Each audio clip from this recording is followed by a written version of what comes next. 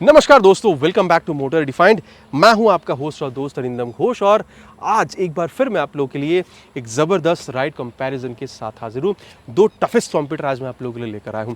Compare करेंगे आज all new 2026 KTM Duke 390, जिसे आप ड्यूक 350 भी कह सकते हैं। इसके साथ कंपैरिजन करेंगे new 2026 royal Enfield guerrilla 450, specially इस एपेक्स मॉडल को।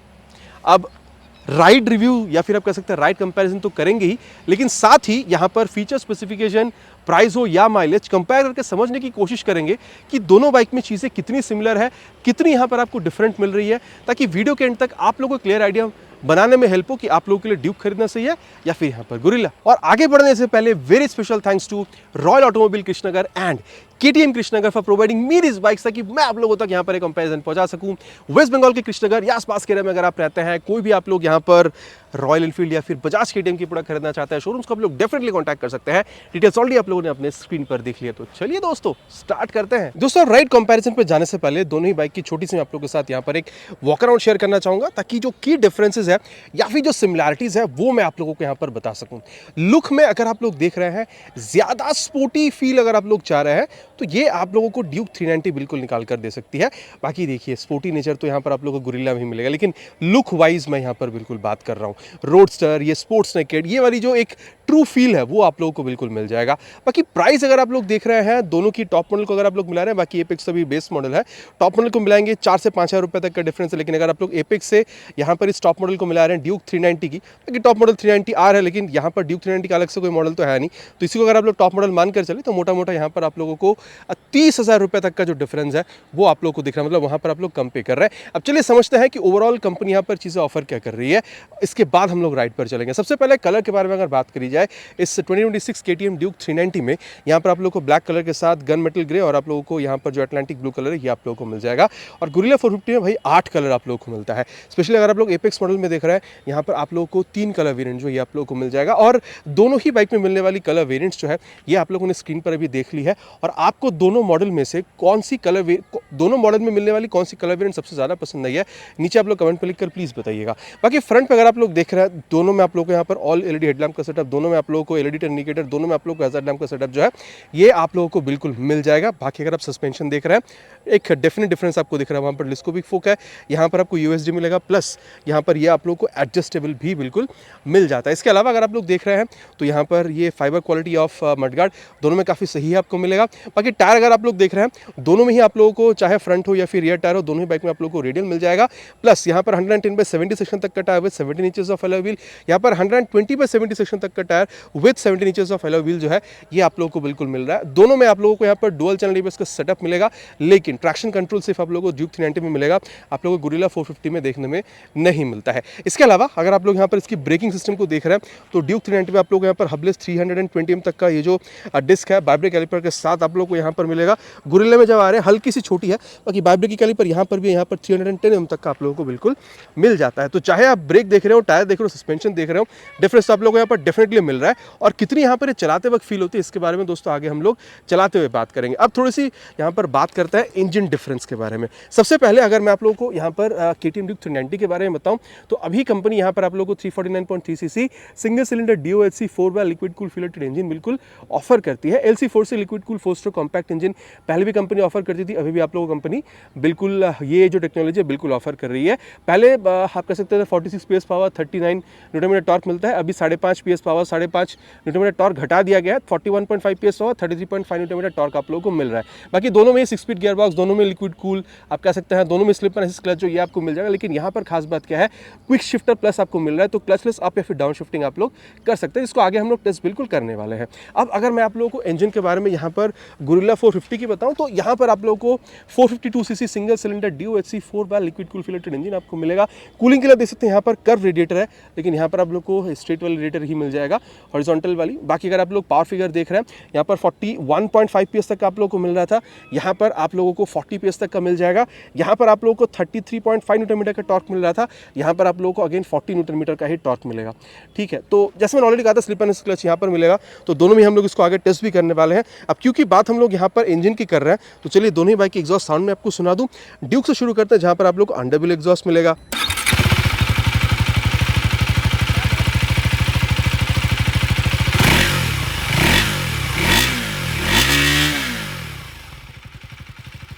तो ये था यहाँ पर ड्यूक 390 की आवाज़। और अब मैं आप लोगों को यहाँ पर जो गुरिल्ला 450 है इसकी भी आवाज़ सुना देता हूँ।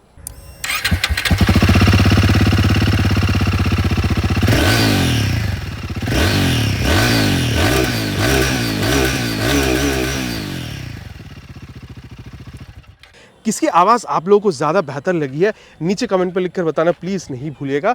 और अगर आप लोग यहाँ पर रियर पोर्शन देख रहे हैं, गुरिल्ला में अलग से आप लोगों को टेल लैम्प तो मिलता नहीं है, आप लोगों को टर्न सिग्नल में ही टेल लैम्प बिल्कुल मिल जाता है। फ्रंट की तरह रेयर में भी आप लोग देख सकते हैं LED turn indicator, hazard lamp का सेटअप वगैरह आपको मिल जाएगा।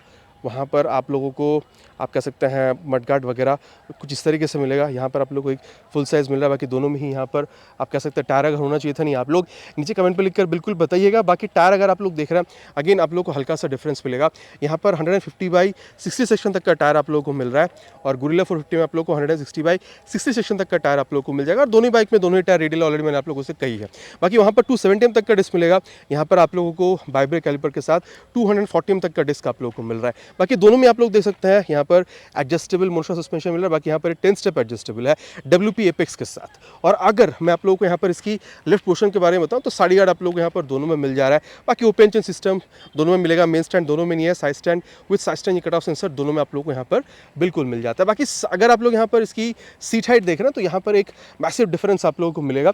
गुरिल्ला में अगर आप लोग देख रहे हैं तो यहाँ पर 780 mm तक का आप लोगों को यहाँ पर सीट हाइट बिल्कुल मिलता है। और यहाँ पर सिंगल सीट है, यहाँ पर आप लोगों को स्प्लिट सीट मिल जाएगा, लेकिन सीट हाइट थोड़ी सी ज़्यादा है, 800 तक की आपको मिलेगी। तो वहाँ पर 5.5, यहाँ पर एटलीस्ट अगर 5.6 हाइट नहीं है तो आप लोगों को बाइक को मैनेज करने में थोड़ी सी प्रॉब्लम हो सकती है। बाकी वहाँ पर भी आप लोगों को एक स्ट्रेट सीट मिलता है, लेकिन उसके अलग से आपको पे करना पड़ेगा, वेबसाइट पर अवेलेबल है। बाकी टैंक अगर आप लोग देख रहे हैं ड्यूक 390 में 15 लीटर का मिलेगा, गुरिल्ला 450 आप लोग को 11 लीटर तक का मिल जाएगा। दोनों में आप लोग 25 से 30 के बीच में जो माइलेज है वो आप लोग एक्सपेक्ट करेगा। ग्राउंड क्लियरेंस ये भी एक बड़ा सवाल है, 183 mm तक का आप लोगों को यहाँ पर ड्यूक 390 में मिल जाएगा।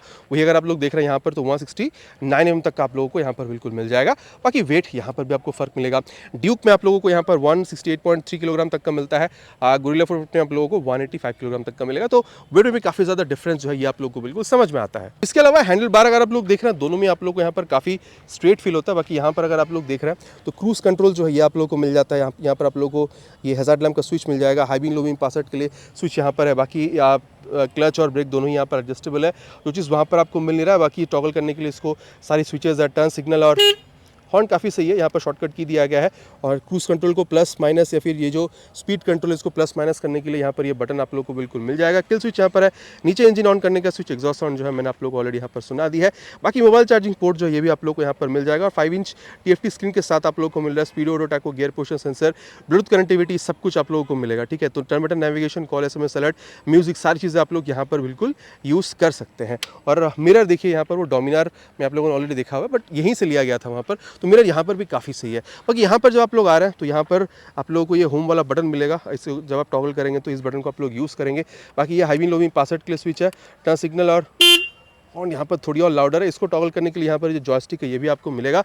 बाकी यहाँ पर आप लोग को हज़ार्ड लैम्प का स्विच, किल स्विच या स्टार्ट स्विच यहाँ पर आपको मिल रहा है। और नीचे यहाँ पर 2 मोड आप लोगों को मिल जाएगा। बाकी अगर आप लोग देख रहे हैं अभी आप लोगों को यहाँ पर मोड बदल कर आप देख सकते हैं स्ट्रीट और स्पोर्ट कर दिया गया, जो पहले इको और परफॉर्मेंस मोड आपको मिलता था। बाकी speed auto tacho, gear position sensor, Bluetooth connectivity यहाँ पर भी आपको मिल जाएगा। और यहाँ पर एक खास बात यह है कि कंप्लीट आप मैप यहाँ पर यूज़ कर सकते हैं, turn button navigation complete map. लेकिन अगर आप मोबाइल से यहाँ पर मिरर कर रहे हैं, एंड्रॉइड डिवाइस है तो उसको ऑफ कर सकते हैं स्क्रीन को, लेकिन iOS डिवाइस अभी भी यूज़ करते हैं तो स्क्रीन को आपको ऑन करके रखना पड़ेगा अगर आप लोग मैप यूज़ कर रहे हैं तो। बाकी अगर आप लोग देख रहे हैं तो यहाँ पर आप लोगों को ये जो मोबाइल चार्जिंग पोर्ट है यहाँ पर भी आप लोगों को बिल्कुल मिल जाता है। बाकी यहाँ पर थोड़ी सी बेसिक दिखने वाली जो रेट्रो गोल्ड आप कह सकते हैं शेप की जो मिरर है ये आप लोगों को यहाँ पर बिल्कुल मिल रहा है। तो देखिए मोटा मोटा दोनों ही बाइक में आप लोगों को चीज़ें क्या मिल रही है मैंने आप लोगों को यहाँ पर बता दिया है। अब प्राइस के बारे में बात करते हैं। यहाँ पर इस बाइक की अगर बात करी जाए पहले के मुकाबले भी करीबन 60-62 हज़ार रुपये तक कम पे कर रहे हैं। 3,25,000 तक ऑन रोड प्राइस आप मानकर चलिए। एपेक्स मॉडल है 2,96,000 से यहाँ पर ये स्टार्ट होती है। जब आप लोग यहाँ पर इसकी टॉप मॉडल तक जाएंगे तो 3,21,000 तक आप लोग पे करते हैं। टॉप मॉडल पर ऑलरेडी मैंने बताया था 4 से 5 हज़ार रुपये तक वहाँ पर आप कम पे करेंगे। सो देखिए मोटा मोटा हम लोगों ने बात कर लिया कि दोनों बाइक में हमें चीज़ें क्या मिल रही है। चलिए अब चलते हैं राइड पर और फिर समझने की कोशिश करते हैं कि राइड करते वक्त दोनों बाइक हमें कितनी डिफरेंस फील कराती है। और दोस्तों अब यहाँ पर राइड कंपैरिजन की शुरुआत करेंगे with this new 2026 KTM Duke 390 के साथ।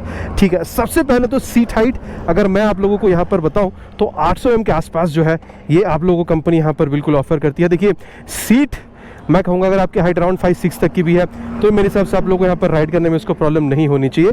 बाकी रेयर फिटेड फुट पैक आप लोगों को मिलेगा, एकदम ही हल्का सा आप लोग सामने की तरफ यहाँ पर बिल्कुल झुक रहे हैं और हैंडल बार जो भी काफ़ी चौड़ी आपको मिलेगी। बाकी सीट अगर आप लोग देख रहे हैं तो ये आप लोगों को ना हार्ड ना सॉफ्ट कंफर्टेबल मिलेगा। बाकी स्पेस अगर आप देख रहे हैं, आप हो या फिर पिलियन का स्पेस, आप लोगों को ये काफ़ी ज़बरदस्त बिल्कुल मिलने वाला है। और अभी मैंने ABS को रोड मोड में कर रखा है और मैं ट्रैक्शन कंट्रोल सिस्टम भी ऑन है। चलिए अब शुरू करते हैं। फर्स्ट गियर पर ऑलरेडी है ये, और ये सेकेंड गियर, थर्ड गियर। हो भाई, अगर आप लोग समझ रहे हैं कि इंजन को थोड़ा सा डाउन करा गया है एक्चुअल सीसी से तो मज़ा ख़त्म हो गया है, इनिशियल में वैसा मुझे तो यहाँ पर फील हो नहीं रहा है, ठीक है। और मैं अगेन कहूँगा जिस प्राइस पॉइंट पे भी ये मिल रहा है, करीबन 60,000 से भी ऊपर आप कह सकते हैं कि यहाँ पर कम हो चुका है, तो और ज़्यादा वर्दी मुझे अभी ये फील होता है, मतलब ये पॉकेट रॉकेट, ठीक है। और यहाँ पर देखिए आप लोगों को स्लिपर क्लच मिल जाएगा, वो एक बार टेस्ट करके मैं आपको बता देता हूँ। थर्ड गियर पर मैं अभी हूँ, 70 के आसपास ले जाकर ये देखिए डाउन शिफ्ट करके मैंने क्लच छोड़ दिया है। रियर टायर लॉक या फिर स्लिप नहीं हुई है। आप हाईवेज पर है, सामने आपके कुछ आ गई है, आप इंजन की जो एक्चुअल स्पीड डाउन करने के लिए अगर आप लोग रैपिड गियर डाउन करके क्लच छोड़ देते हैं, इंजन ब्रेकिंग अगर आप लोग करते हैं, तो भी रियर जो यहाँ पर टायर आपको मिला वो लॉक या फिर स्लिप नहीं होगी। वैसे आप लोगों को क्विक शिफ्टर प्लस भी यहाँ पर मिल रहा है, क्लचलेस अप या फिर डाउन शिफ्टिंग, वो भी एक बार मैं आपको करके दिखा देता हूँ। ये देखिए सेकेंड से थर्ड पर आ गया, हल्का सा एक झटका यहाँ पर मिला है। अब थर्ड से फोर्थ पर चला गया, झटका बहुत ज़्यादा फील नहीं हुआ, और फोर्थ से 3 पर आ गया, यहाँ पर भी झटका बहुत ज्यादा फील नहीं हुआ, मतलब क्लच का यूज बिल्कुल भी नहीं किया था। तो ये जो क्लचलेस अप या फिर डाउन शिफ्टिंग है, ये भी गजब तरीके से काम करती हुई आपको नजर आ रही है। बाकी स्लीपर असिस्ट क्लच है तो clutch is on the softer side only, बहुत ज्यादा सॉफ्ट नहीं, लेकिन फिर भी मैं सॉफ्टर साइड पर ही कहूंगा। और अगर आप लोग यहाँ पर गियर देख रहे हैं तो हल्के से एफर्ट के साथ आप या फिर डाउन शिफ्टिंग में यहाँ पर गजब हो रही है, ठीक है। मुझे तो बहुत ज्यादा पसंद आता है इसकी ओवरऑल एक जो फीचर के साथ यहाँ पे जो परफॉर्मेंस देती है। अब क्योंकि बात यहाँ पर परफॉर्मेंस की मैं कर रहा हूँ, तो चलिए इसकी जो एक्सीलरेशन टेस्ट है उसको कंप्लीट करते हैं, फिर परफॉर्मेंस के बारे में आगे बात करते हैं। Shifted to sports mode, ABS is on road mode, traction control is already on. Let's start the acceleration test now. Already on first gear, we'll start with 3 horns.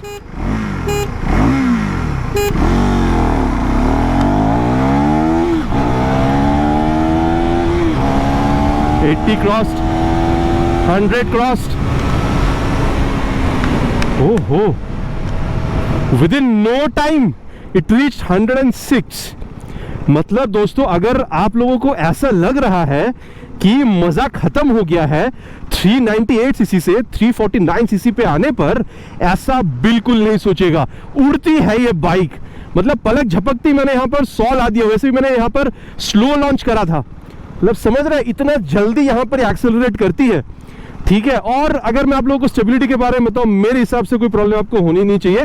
बाकी एक चीज और है, मैंने यहाँ पर ये स्पीड की 400 सीरीज भी चलाई हुई है, मैंने यहाँ पर NS 400 भी चलाया हुआ है, ठीक है। लेकिन इंजन हीटिंग की इशू ना मुझे यहाँ पर सबसे कम फील हो रही है। अब अगर मैं लो गैस पर हूँ, बिल्कुल ही अगर मैं 10-15 की स्पीड पर चला रहा हूँ फिर तो बात अलग है, लेकिन जनरली अगर कंपेयर करी जाए तो I don't know why but मुझे यहाँ पर कम लग रहा है, ठीक है। और अगर मैं आप लोगों को यहाँ पर कंफर्टेबल क्रूजिंग स्पीड के बारे में बताऊँ, 100 तक तो मैंने आप लोगों को खींच कर बताया है, आप लोग आराम से यहाँ पर 110 तक भी, मतलब आप लोग यहाँ पर ऐसे कंफर्टेबल क्रूजिंग स्पीड मान कर चल सकते हो, मतलब 100 से 110। बाकी ये तो जा सकती है, मतलब 130-40 के ऊपर भी यहाँ पर आप लेके जा सकते हैं, लेकिन कंफर्टेबल क्रूजिंग स्पीड क्या हो सकता है वो मैंने आपको बता दिया है।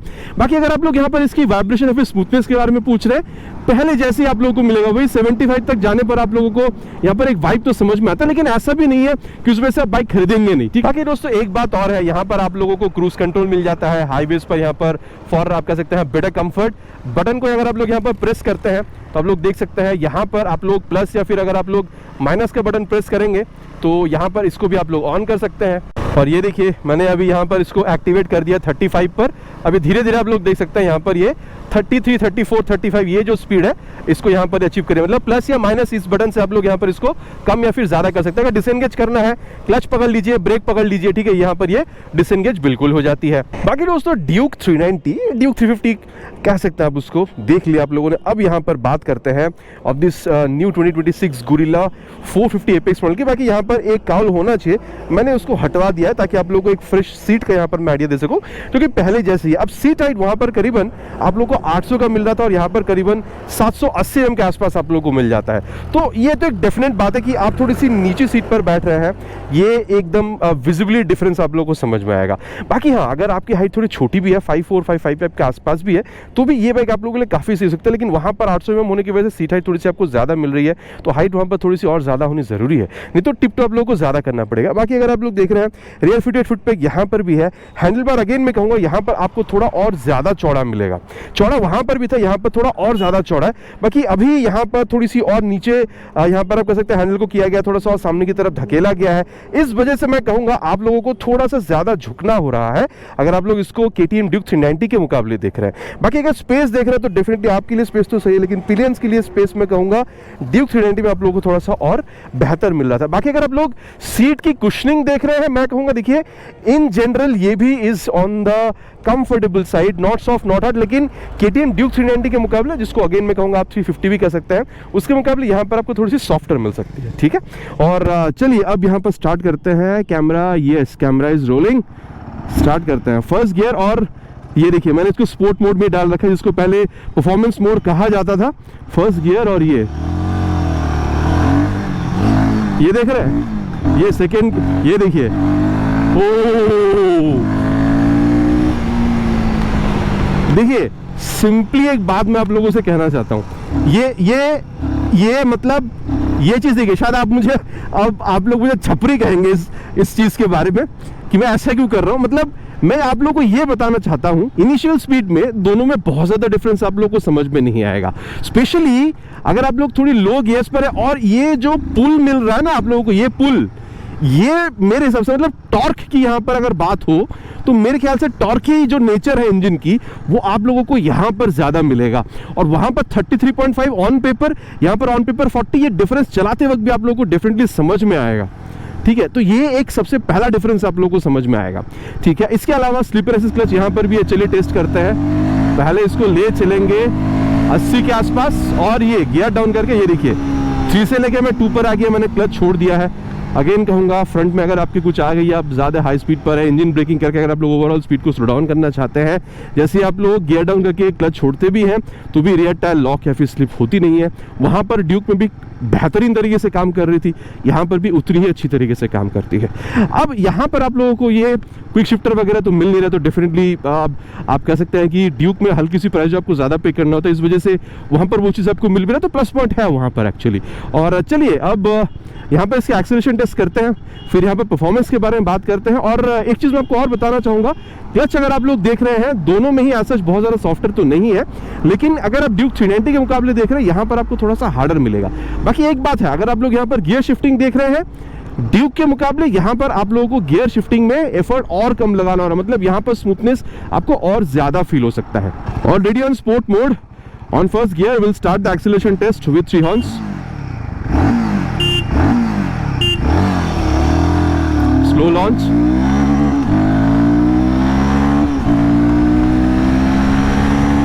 And 100 crossed. ड्यूक में भी मैंने आप लोगों को 100 क्रॉस करके बताया था। बाकी इसकी अगर आप लोग राइड रिव्यूज की वीडियो वगैरह देखेंगे, वहां पर मैंने 130-40 तक भी आप लोगों को बताया हुआ है। देखिए मैं एक चीज यहां पर बिल्कुल कह सकता हूं कि इनिशियल स्पीड में मुझे यहां पर कोई डिफरेंस समझ में आता नहीं है दोनों बाइक में। टॉर्की इंजन यहां पर आप लोगों को डेफिनेटली समझ में ज्यादा आएगा, लेकिन जैसे आपसे आप लोग मिड रेंज से टॉप स्पीड की तरफ जब आप लोग बढ़ेंगे, तो मेरे हिसाब से अगर मैं आपको बताऊं तो शायद ड्यूक 390 में आप लोगों को हल्की सी टॉप स्पीड जो है वो ज़्यादा देखने में मिल सकता है। ठीक है, अब अगर आप लोग यहाँ पर इसकी स्टेबिलिटी देख रहे हैं, सेगमेंट में सबसे चौड़ी टायर, फ्रंट में 120, रियर में 160, स्टेबिलिटी में आप लोगों को प्रॉब्लम नहीं होना चाहिए, चाहे आप लोग यहाँ पर 130-40 तक भी अगर आप लोग भगा रहे हैं। बाकी यहाँ स्मूथनेस अगर मैं कहूँ तो मैं कहूँगा देखिए दोनों ही DOS इंजन है, दोनों ही 6 स्पीड है, लिक्विड कूल गियर बॉक्स आपको दोनों में मिलेगा, लेकिन देखिए दोनों में ही आप लोगों को वाइब मिलता है वाइब्रेशन का। ठीक है, लेकिन मैं कहूँगा देखिए यहाँ पर भी वही मैं कहूँगा 75-80 तक, लेकिन मैं कहूंगा अगर आप लोग ज्यादा स्मूथनेस ढूंढ रहे हैं तो शायद ड्यूक में आप लोग को हल्की सी बेहतर मिल जाए। बाकी वहां पर भी वाइब है, लेकिन मैं कहूंगा दोनों में अगर आप लोग बारी बार चला रहे हैं तो वहां पर शायद आपको थोड़ा सा कम फील हो। बाकी 70-80 तक वहां पर भी आ जाते, लेकिन ज्यादा कम की जो बात है वो मैंने आप लोग को यहाँ पर बता दी है। बाकी अगर आप लोग यहाँ पर इसकी इंजन हीटिंग देख रहे हैं तो मैं वही कहूँगा स्लो स्पीड, और अगर आप लोग छोटे गियर पर चला रहे हैं, आप वहाँ पर 350 है भाई, यहाँ पर 450 है, ये भी आप लोग देखिए। तो स्लो अगर आप लोग स्पीड पर चला रहे हैं, लो गियर्स पर अगर आप लोग चला रहे हैं, तो हाँ यहाँ पर बेसिकली अगर आप लोग सिटी राइड के दौरान अगर आप लोग ट्रैफिक में चला रहे हैं, तो यहाँ पर थोड़ी सी इंजन हीटिंग आप लोगों को फील हो सकता है। बट वंस यू 50-60 किलोमीटर पर आ रहा स्पीड, फिर तो यहाँ पर भी आप लोगों को बहुत ज़्यादा इंजन हीटिंग की इशू मिलनी नहीं चाहिए। बाकी अगर यहाँ पर इसकी कंफर्टेबल क्रूजिंग स्पीड के बारे में बताऊँ, तो यहाँ पर भी मैं 100-110 तक बताऊंगा, लेकिन हाँ आप लोग उसके ऊपर बहुत जा सकते हैं। 130-40 कोई बात ही नहीं है इसके लिए, लेकिन कंफर्टेबल क्रूजिंग स्पीड की बात हो रही है, टॉप स्पीड की नहीं, इसलिए मैंने 100-110 तक आप लोगों को बताया है। और अगर मैं कहूँ यहाँ पर माइलेज के बारे में, ऑलरेडी मैंने कहा था वॉक अराउंड के दौरान ही कि 25 से 30 के बीच में आप लोग यहाँ पर दोनों ही बाइक की बिल्कुल एक्सपेक्टेशन रख सकते हैं। कि जो ब्रेक है इसको भी एक बार टेस्ट कर लेते हैं। पीछे वैसे कोई है नहीं, मोटा मोटा 68 पे ले जाके फ्रंट ब्रेक, गजब है यार। 320 mm का हबलेस डिस्क, गजब आप लोगों को ब्रेकिंग। देखिए अभी तो एबीएस फील नहीं हुई है, लेकिन एबीएस भी आप लोगों को यहाँ पर फील होगी अगर वक्त आया तो, अगर ज़रूरत पड़ी तो, ठीक है। अब रियर जो ब्रेक है इसको भी टेस्ट करते हैं। पीछे कोई है नहीं, 58 पे ले जाके रियर ब्रेक।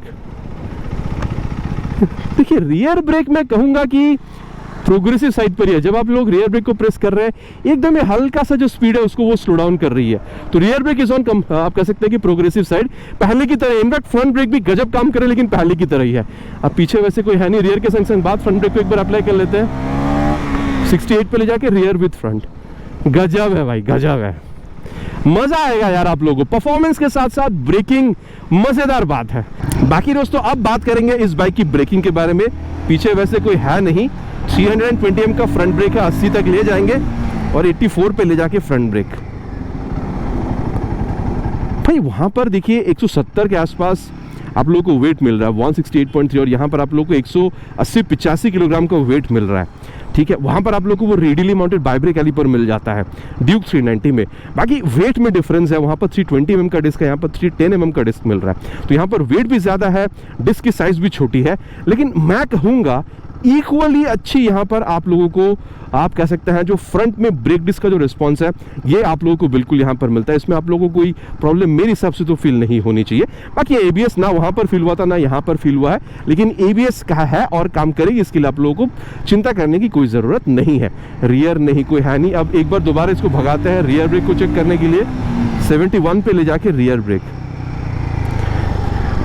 अब वहां पर 240 का रियर ब्रेक था, यहाँ पर आपको 270 mm का रियर डिस्क ब्रेक मिल रहा है। देखिए इन जनरल अगर आप देखेंगे फिर तो मैं कहूँगा कि प्रोग्रेसिव दोनों है, लेकिन बारी बारी क्योंकि मैं आप लोगों को यहाँ पर टेस्ट करके बता रहा हूँ, तो मैं कहूँगा दोनों में ही ऐसा है कि जब आप रियर ब्रेक पे पैर रखते हैं तो हल्का स्पीड स्लो डाउन होता है। लेकिन ये जो स्पीड स्लो डाउन है ये ज़्यादा किस में समझ में आ रहा है, यहाँ पर आप लोगों को स्पीड स्लो डाउन होती हुई ज़्यादा समझ में आ रही है। तो यहाँ पर आप कह सकते हैं कि रिस्पॉन्स हल्की सी बेटर है अगर आप ड्यूक 390 से अगर आप लोग कंपेयर करते हैं। और पीछे कोई है नहीं, रियर के संग संग बाद फ्रंट ब्रेक को एक बार देख ले, ये 74 पे ले जाके रियर विद फ्रंट।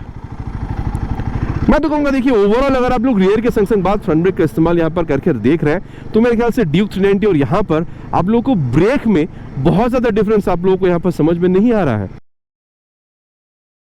मैं आप लोगों से इतना कह सकता हूँ, USD, monoshock, both of them are adjustable.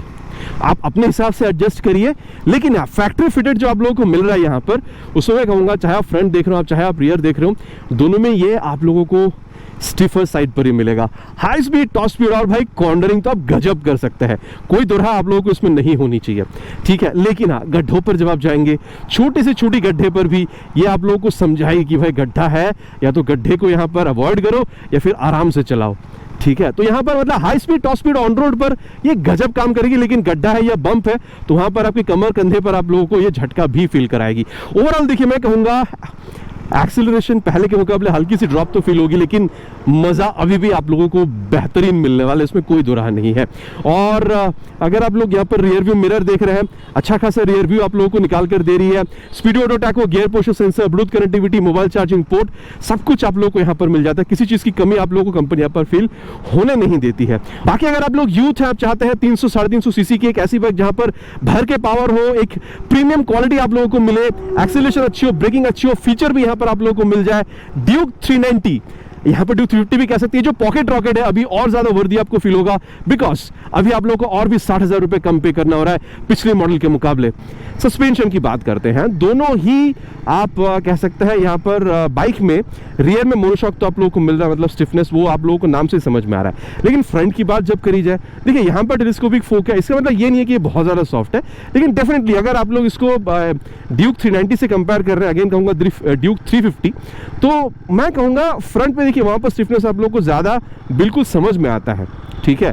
और मैं कहूंगा देखिए हाई स्पीड टॉप स्पीड दोनों में काफी सही है, लेकिन अगर आप लोग कॉर्नरिंग वगैरह देख रहे हैं यहाँ पर भी सही है, लेकिन आप लोग ज्यादा अगर कॉर्नरिंग यहाँ पर मतलब उसमें कॉर्नरिंग स्टेबिलिटी ढूंढ रहे हैं, तो मेरे ख्याल से वहां पर जो सेटअप आपको मिलता है यूएसडी के साथ मोनोशॉक, इस वजह से ड्यूक में हल्की से आप लोग को ज्यादा बेटर फील हो सकता है, लेकिन यहाँ पर भी काफी सही है, ये तो बिल्कुल मानना पड़ेगा आप लोगों को। और अगर मैं कहूँ यहाँ पर ओवरऑल सस्पेंशन फील के बारे में, तो देखिए अगर आप लोग गड्ढे या फिर बम्स पर से गुजरेंगे, डेफिनेटली ड्यूक आप लोगों को ज्यादा झटका फील कराएगा। अब ऐसा नहीं कि यहाँ झटका नहीं लगेगा, झटका यहाँ पर भी लगेगा, लेकिन ड्यूक 390 के मुकाबले यहाँ पर अभी आपको झटका थोड़ा सा कम महसूस होगा, ठीक है। तो ये मैंने आप लोगों को सस्पेंशन के बारे में बताया है। रियर सस्पेंशन देखिए दोनों में ऑलमोस्ट सिमिलर है, मतलब स्टिफनेस की अगर बात करी जाए तो, बाकी हाँ एडजस्टेबल है दोनों में। बाकी अब अगर ओवरऑल फील के बारे में बात करी जाए, देखिए मैं तो कहूंगा आप रियर व्यू मिरर यहाँ पर भी अच्छा खासा रियर व्यू आप लोगों को बिल्कुल प्रोवाइड करती है। Speedometer, taco, gear posture sensor, Bluetooth connectivity, mobile charging port दोनों में आप लोगों को यहाँ पर बिल्कुल मिल जाता है। सिटी राइड के लिए मैं कहूँगा देखिए दोनों आप लोगों को बहुत सही महसूस हो सकता है, चाहे आप चला रहे हो या फिर आप पिलियन के साथ, मतलब 25 से 30 के बीच में माइलेज मिल जानी चाहिए। अगर आप सेगमेंट को कंसिडर कर रहे हैं तो उस हिसाब से सही है, सिटी राइड आप कर सकते हैं, पावरफुल बाइक दोनों आपको फील होगा। लेकिन अगर आप लोग लॉन्ग राइड वगैरह करना चाहते हैं तो मेरे ख्याल से ड्यूक आप लोगों को पिलियन के पॉइंट ऑफ व्यू से अगर आप लोग देख रहे हैं तो वहां पर थोड़ा सा बेहतर स्पेस आप लोगों को प्रोवाइड करती है। लेकिन अगर आप लोग यहां देख रहे हैं तो पिलियन को अगर ज्यादा कंफर्ट आप देना चाहते हैं, आपको एक अलग सीट लगवानी पड़ेगी जो ऑलरेडी वेबसाइट पर लिस्टेड है। लेकिन एक और बात है, अगर आप सिटी में राइड कर रहे हैं तो ये जो लंबा हैंडल बार है ना, ये थोड़ी सी आप लोगों के लिए प्रॉब्लमेटिक हो सकती है। बाकी अगर आप हैबिचुएटेड हो चुके हैं, आपकी मसल मेमोरी में ये बैठ चुकी है, तो बात बिल्कुल अलग है। लेकिन अगर आप लोग शुरू में चला रहे हैं, ड्यूक में थोड़ी सी कॉम्पैक्ट आप लोगों को वो जो हैंडल बार मिलता है, चौड़ा वहां पर भी है, लेकिन इसके मुकाबले वहां पर थोड़ी सी और कॉम्पैक्ट है। तो इस वजह से मैं कह सकता हूँ कि सिटी राइड वहां पर आपको हल्की सी पहली बार अगर आप चला रहे हैं, मैं अगेन कहूंगा अगर आप लोग हैबिचुएटेड हो चुके हैं दोनों ही सही है, लेकिन पहली बार अगर चला रहे हैं तो मैं कहूंगा सिटी राइड में वो हैंडल बार आप लोगों को थोड़ा सा और ज्यादा कंफर्टेबल फील दे सकती है। बाकी अगर आप लोग लॉन्ग राइड पे देख रहे हैं, दोनों ही हैंडल बार आप लोगों के लिए काफी सही हो सकता है। अब चलिए चलते हैं कंक्लूजन पर, फिर जाकर बात करेंगे फिर आप लोगों के लिए क्राइटेरिया वाइज दोनों में से कौन सा खरीदना सही हो सकता है। और दोस्तों अभय सत्यवचन की घड़ी, कंक्लूजन का समय कि फिर दोनों में आप लोगों के लिए कौन सा बाइक सही हो सकता है। देखिए मैं कहूँगा प्राइस में, अब एपेक्स मॉडल से तो चलो 30,000 डिफरेंस है, लेकिन अगर आप लोग टॉप मॉडल तक जाते हैं यहाँ पर तो उसमें तो बहुत ज़्यादा डिफरेंस हो नहीं रहा है, 4 या 5,000 रुपये तक का डिफरेंस है। देखिए मैं कहूँगा रॉयल एनफील्ड ऐसा ब्रांड आपको ओन करना है, आप चाहते हैं वो टॉर्की वाला जो फील है वो आप लोगों को ज़्यादा मिले, ठीक है। आप चाहते हैं आपको एक पावरफुल बाइक चाहिए, रॉयल एनफील्ड का 6 speed gear box, liquid cool engine. अगर आप लोग को यहाँ पर गुरिल्ला की आवाज़ सही लगती है, ठीक है, मेरे हिसाब से अगर आप लोग यहाँ पर 2,90,95,000 से 3,20,25,000 तक अगर आप लोग जाते हैं तो मेरे ख्याल से ये गुरिल्ला 450 आप लोगों के लिए बहुत बढ़िया बाइक रह सकता है। और मैप हो गया या फिर ये जो फीचर वगैरह की जो बात है, ये आप लोगों को यहाँ पर बहुत अच्छी तरीके से कंपनी ऑफर करती है। फुल मैप आप लोगों को यहाँ पर बिल्कुल दिखता है, पावर्ड बाय गूगल, ठीक है।